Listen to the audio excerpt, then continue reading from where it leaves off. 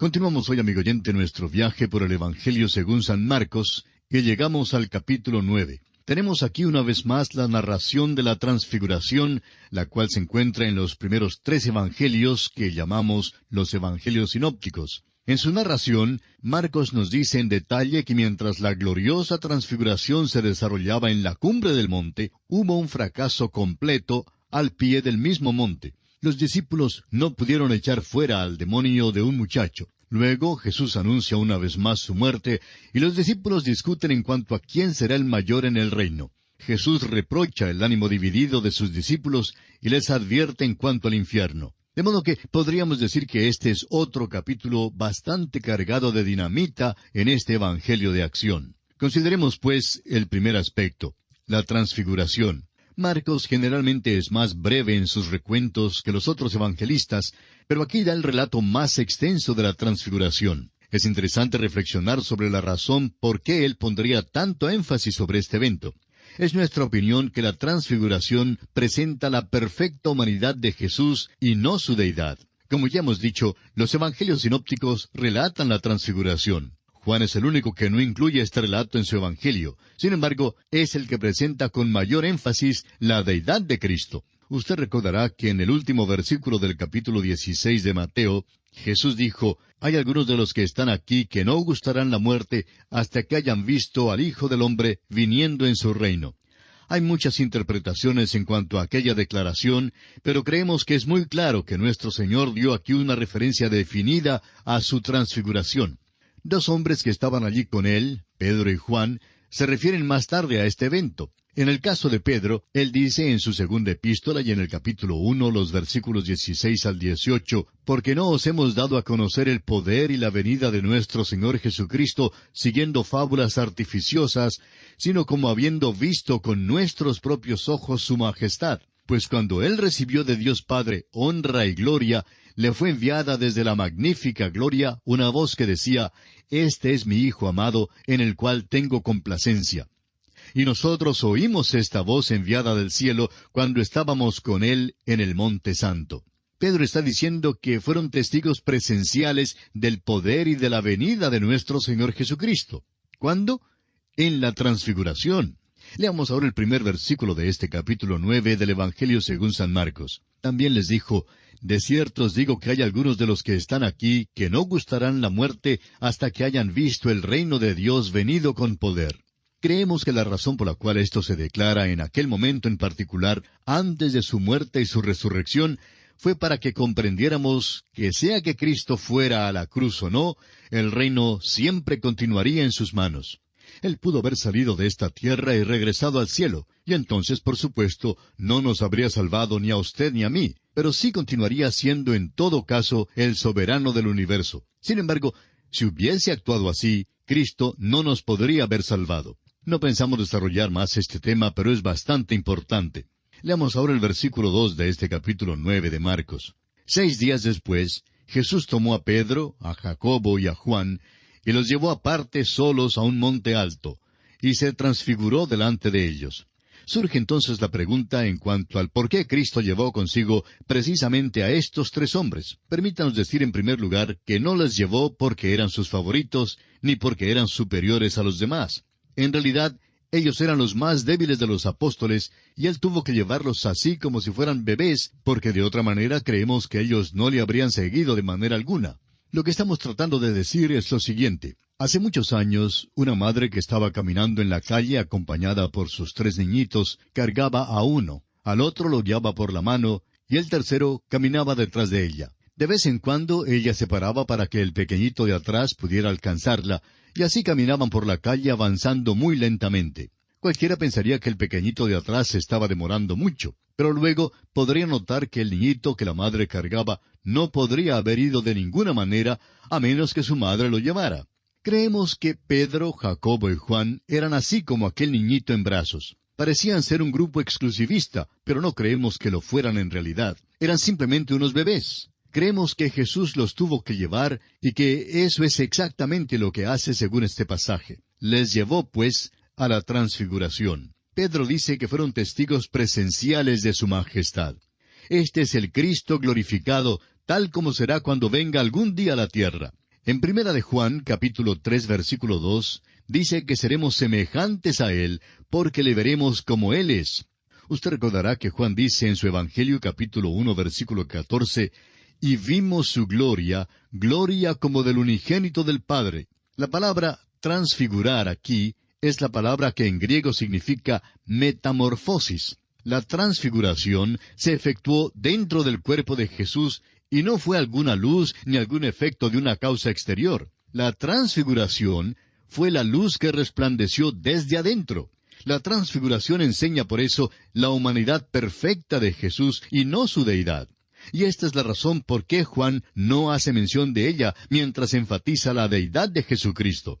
Leamos ahora el versículo 3 de Marcos capítulo 9. Y sus vestidos se volvieron resplandecientes, muy blancos, como la nieve, tanto que ningún lavador en la tierra los puede hacer tan blancos. Ahora sus vestidos se volvieron blancos.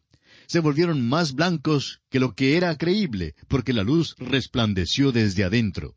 Ningún milagro en el lavado pudo haber producido tal blancura. Todo resplandeció desde adentro. Ahora el versículo 4 dice, y les apareció Elías con Moisés, que hablaban con Jesús. Elías era el representante de los profetas. Moisés fue el representante de la ley. Vemos aquí comprobado el dicho de que tanto la ley como los profetas atestiguaron la muerte de Jesús. Lucas en su Evangelio lo precisa aún más al decir que hablaban acerca de la muerte de Jesús. Sabemos que Moisés sabía de Cristo porque en Hebreos capítulo 11 versículo 26 dice tocante a Moisés, teniendo por mayores riquezas el vituperio de Cristo que los tesoros de los egipcios, porque tenía puesta la mirada en el galardón. Moisés sabía que Cristo iba a venir. Todos los profetas hablaban de sus sufrimientos y de las glorias que vendrían después. Veamos ahora los versículos 5 y 6 de Marcos 9. Entonces Pedro dijo a Jesús, Maestro, bueno es para nosotros que estemos aquí, y hagamos 3 enramadas, una para ti, otra para Moisés, y otra para Elías. Porque no sabía lo que hablaba, pues estaban espantados. Pedro era vocero de los otros en la misma manera como siempre fue el vocero del grupo. Y Simón Pedro generalmente hablaba cuando no sabía qué decir.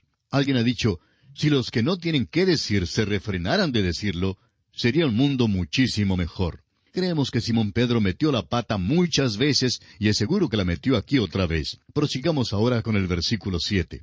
Entonces vino una nube que les hizo sombra, y desde la nube una voz que decía, Este es mi Hijo amado, a él oíd. Toda la atención se enfoca en el Señor Jesucristo. Su palabra es la final. Ni Moisés ni Elías están a la par con él. Leamos ahora el versículo 8 de Marcos capítulo 9. Y luego, cuando miraron, no vieron más a nadie consigo, sino a Jesús solo. A propósito, la frase Jesús solo es un encabezamiento maravilloso, ¿no le parece? Jesús solo no debe ser solamente un encabezamiento, sino también un faro en las vidas de los creyentes hoy en día. En una manera tan breve, Marcos declara palabras tan grandes e importantes. Jesús solo. Ahora el versículo 9, y descendiendo ellos del monte, les mandó que a nadie dijesen lo que habían visto, sino cuando el Hijo del Hombre hubiese resucitado de los muertos. ¿Notó usted que la muerte y la resurrección de Cristo tienen que ir juntas con esta historia? La transfiguración no salva a nadie, amigo oyente. Presenta el ideal o la meta. Pero aquella meta solo puede ser alcanzada mediante la muerte de Cristo en la cruz y su resurrección. Y usted notará que Él siempre junta su muerte con su resurrección. También debemos notar que Jesucristo nunca mencionó la cruz, sino que simplemente habló de su muerte. El versículo 10 nos dice, y guardaron la palabra entre sí, discutiendo qué sería aquello de resucitar de los muertos. Desconocían enteramente la resurrección, y la misma resurrección lo reveló. Salieron precipitadamente al sepulcro porque no esperaban ver a un Salvador vivo. Uno no va al cementerio para ver a un ser viviente. Uno va allí en memoria de los muertos. Sigamos ahora con los versículos 11 al 13 de Marcos capítulo 9. Y le preguntaron diciendo, ¿por qué dicen los escribas que es necesario que Elías venga primero? Respondiendo él les dijo, Elías a la verdad vendrá primero y restaurará todas las cosas. ¿Y cómo está escrito del Hijo del Hombre que padezca mucho y sea tenido en nada? Pero os digo que Elías ya vino, y le hicieron todo lo que quisieron, como está escrito de él. Creemos que nuestro Señor explica con toda claridad que nadie puede oponerse a su establecimiento del reino, porque el profeta dijo que Elías debía venir primero. Nuestro Señor dijo que si le hubieran aceptado a Él, y si Él hubiera establecido el reino, esto habría sido el cumplimiento de la profecía de que Elías de cierto había venido. Pero siendo que no le aceptaron, entonces Elías vendrá con la segunda venida de Cristo. Ahora, desde esta gloriosa escena en la cumbre del monte, bajamos a una frustración total de los discípulos al pie del monte. Leamos los versículos 14 al 18 de este capítulo 9 de Marcos. Cuando llegó a donde estaban los discípulos, vio una gran multitud alrededor de ellos, y escribas que disputaban con ellos. Y enseguida toda la gente, viéndole, se asombró, y corriendo a él le saludaron. Él les preguntó, ¿qué disputáis con ellos? Y respondiendo uno de la multitud dijo, Maestro, traje a ti mi hijo, que tiene un espíritu mudo, el cual donde quiera que le toma, le sacude, y echa espumarajos, y cruje los dientes, y se va secando. Y dije a tus discípulos que lo echasen fuera, y no pudieron. Este realmente es un cuadro del reino hoy en día. El Señor Jesús ya se ha ido a la presencia del Padre y está allí en su cuerpo glorificado. Sus apóstoles están allí con Él. Ya se han ido, y hoy en día la mayor parte de la iglesia se ha ido también. Moisés y Elías están allí. Allí está ahora el monte de la transfiguración. Es el cielo hoy en día. Pero mire usted esta pobre tierra de hoy y vea sus problemas. Este cuerpo manifiesta una tierra insensata. Creemos que si pudiéramos irnos y mirar la tierra y verla como Dios la ve, y probablemente como los ángeles también la ven, llegaríamos a la conclusión de que el hombre que vive en la tierra se ha enloquecido. Parece ser endemoniado por su manera de portarse y por su manera de hacer las cosas. Lo triste en esta historia es que el hombre trajo al muchacho y los discípulos no pudieron hacer nada. Y lo trágico de esta hora en que vivimos es que la iglesia está desesperada ante la presencia de un mundo necesitado. Ahora mismo la iglesia se está esforzando con desesperación y la iglesia organizada protesta y marcha y se involucra en todo tipo de cosas y los del mundo realmente critican a la iglesia porque creen que debe involucrarse más. Pero ese no es nuestro negocio. Debemos tener el poder para ayudar a un pobre muchacho endemoniado hoy en día. Debemos poder ayudar a los hombres hoy presentándoles a un Salvador que les hará racionales y que les traerá a una relación correcta con Dios. Lamentablemente, amigo oyente, lo mismo tiene que decirse en cuanto a la iglesia. Y no pudo. Los discípulos no pudieron y nosotros tampoco podemos. Y respondiendo él les dijo en el versículo 19, «Oh generación incrédula, ¿hasta cuándo he de estar con vosotros? ¿Hasta cuándo os he de soportar? Traédmelo». ¡Qué declaración más maravillosa! ¡Traédmelo!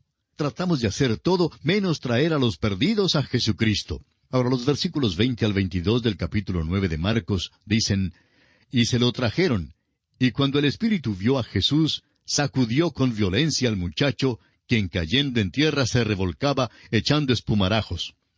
Jesús preguntó al Padre, «¿Cuánto tiempo hace que le sucede esto?» Y él dijo, «Desde niño, y muchas veces le echan en el fuego y en el agua para matarle. Pero si puedes hacer algo, ten misericordia de nosotros y ayúdanos». Este caso, amigo oyente, es muy malo, pero no lo consideramos tan malo como el caso del endemoniado que vivía en los sepulcros en Gadara, porque aquel ya era un hombre formado y había sido poseído por los demonios toda su vida. Este era un muchacho, pero su caso habría sido tan malo, si no peor, que el hombre de Gadara, si hubiera permanecido en su triste condición. Este padre, pues, simplemente se abandona a la merced del Señor Jesús con esta terrible desgracia. Y cuando uno confía así en el Señor Jesús, amigo oyente, Él entonces hace algo para ayudarnos. Veamos ahora el versículo 23. Jesús le dijo, «Si puedes creer, al que cree, todo le es posible». El pensamiento aquí es que Jesús se dirigió al Padre y le pidió que creyera. Ahora, ¿podría haber sido responsable el Padre de alguna manera por la condición del muchacho? No es una cuestión de que el hombre haga algo. El Señor Jesús es quien puede hacerlo todo. Pero, ¿qué del hombre? Jesús le dijo que al que cree, todo le es posible. Y leemos en el versículo 24, «E inmediatamente el padre del muchacho clamó y dijo, Creo, ayuda mi incredulidad».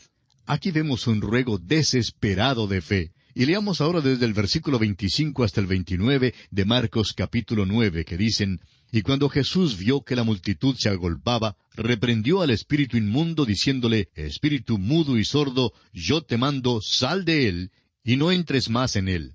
Entonces el espíritu, clamando y sacudiéndole con violencia, salió, y él quedó como muerto, de modo que muchos decían, «Está muerto».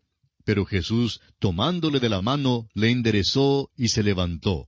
Cuando él entró en casa, sus discípulos le preguntaron aparte, «¿Por qué nosotros no pudimos echarle fuera?» Y les dijo, «Este género con nada puede salir, sino con oración y ayuno». Aquí surge la pregunta de si este no es también un caso en que el Señor levanta a un muerto. Opinamos que lo es, pero no deseamos forzar mucho este punto. Ahora, en la contestación del Señor a sus discípulos, encontramos que la palabra ayuno no se encuentra en los mejores manuscritos, y creemos que el énfasis es más bien sobre la oración. Y hoy en día, amigo oyente, la iglesia está débil porque no está orando como debe hacerlo. Y pasamos al siguiente aspecto en consideración en este capítulo 9 de San Marcos. Leamos los versículos 30 al 32. Habiendo salido de allí, caminaron por Galilea, y no quería que nadie lo supiese, porque enseñaba a sus discípulos y les decía, «El Hijo del Hombre será entregado en manos de hombres, y le matarán, pero después de muerto, resucitará al tercer día». Pero ellos no entendían esta palabra, y tenían miedo de preguntarle. Note usted que Jesucristo siempre unía su muerte a su resurrección. Pero aparentemente sus discípulos no comprendieron por completo este asunto de ser levantado de los muertos. Aquí está hablando de su propia muerte por ellos, y uno pensaría que estos hombres habrían hecho por lo menos una pregunta en cuanto a esto. En cambio, vemos que se atrevieron a discutir en cuanto a quién sería el mayor en el reino cuando Jesús apenas acababa de anunciar su muerte. Debieron avergonzarse de su conducta, ya que esta no era la primera vez que Cristo les había anunciado su muerte y su resurrección. Sin embargo, todavía no le comprenden. Y pasamos al siguiente aspecto en los versículos 33 al 37 de Marcos capítulo 9, que dicen, «Y llegó a Capernaum, y cuando estuvo en casa les preguntó, ¿qué disputabais entre vosotros en el camino?» Mas ellos callaron, porque en el camino habían disputado entre sí quién había de ser el mayor. Entonces él se sentó y llamó a los 12, y les dijo, «Si alguno quiere ser el primero, será el postrero de todos y el servidor de todos». Y tomó a un niño y lo puso en medio de ellos, y tomándole en sus brazos les dijo, «El que recibe en mi nombre a un niño como este, me recibe a mí, y el que a mí me recibe, no me recibe a mí, sino al que me envió». En nuestro estudio del Evangelio según San Mateo, tratamos ya muy a fondo esta discusión entre los discípulos, y la trataremos una vez más en nuestro estudio del Evangelio según San Lucas. Así que, por esta oportunidad, no la comentaremos. Pasaremos entonces al siguiente aspecto en consideración. Leamos los versículos 38 al 41 de este capítulo 9 de Marcos.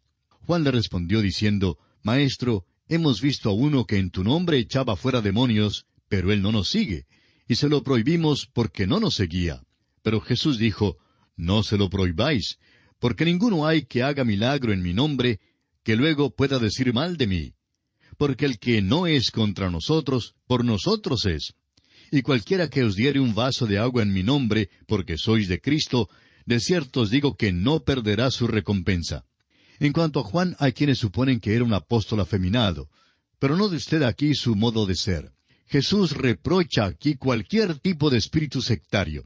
Note usted que la base para la unidad que Jesús da es únicamente en sus palabras, «en mi nombre». Una de las muchas maravillas que encontramos en el ministerio radial es que hoy en día tenemos la buena voluntad de personas de todas las denominaciones y no solamente de una.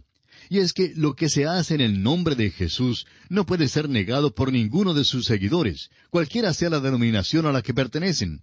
Note usted ahora que en el versículo 42 el Señor Jesús vuelve al niño que ha tomado en sus brazos.